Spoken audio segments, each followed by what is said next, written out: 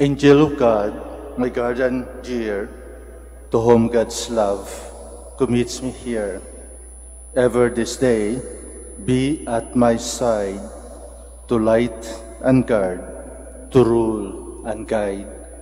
Amen.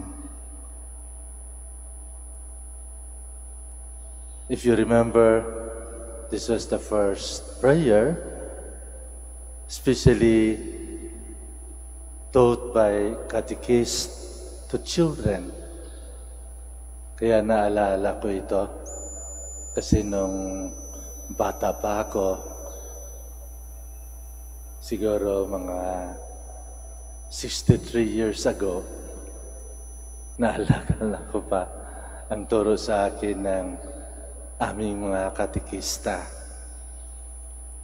At ikinuwento kung ano ang kahalagahan ng dasal na ito,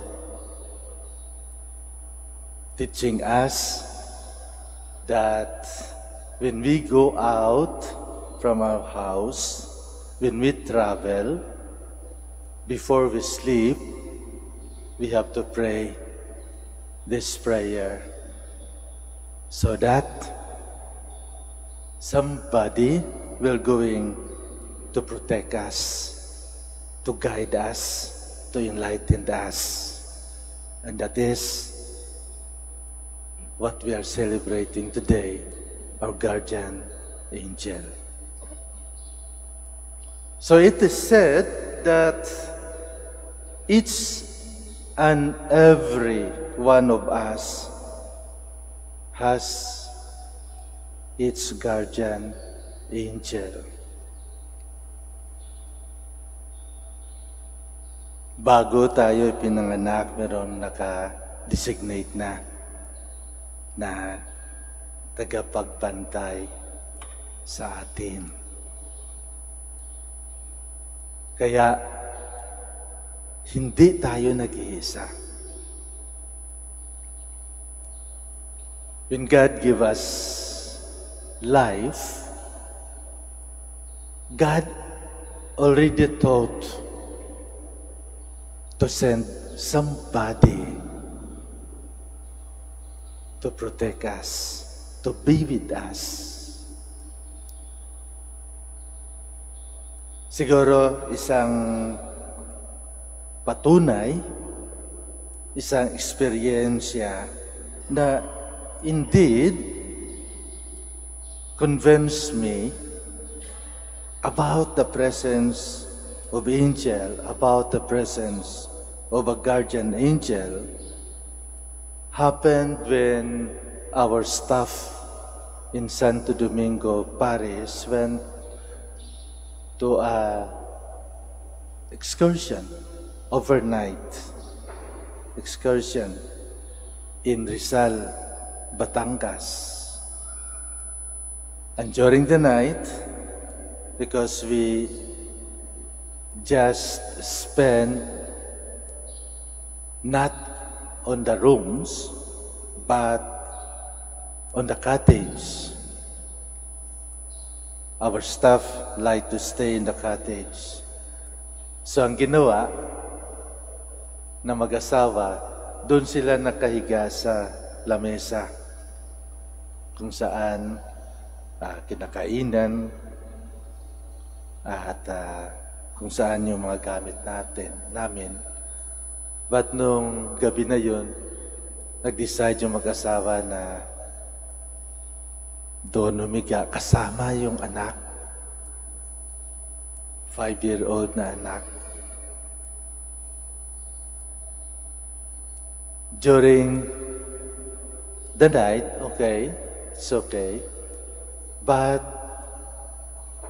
when morning comes, around 5 o'clock, nagulat sila kasi wala na yung anak nila. Nandoon na sa ibaba. And certainly, surely, nahulog. But wala silang narinig na iyak. Gumagapang pang bata, walang bali. parang normal lang na nakita nila. Sino kaya ang sumalo sa bata? Sino kaya ang tumulong sa bata na hindi siya nasaktan, hindi siya nabali? Sabi ko kasi sa sarili ko, ganun pala,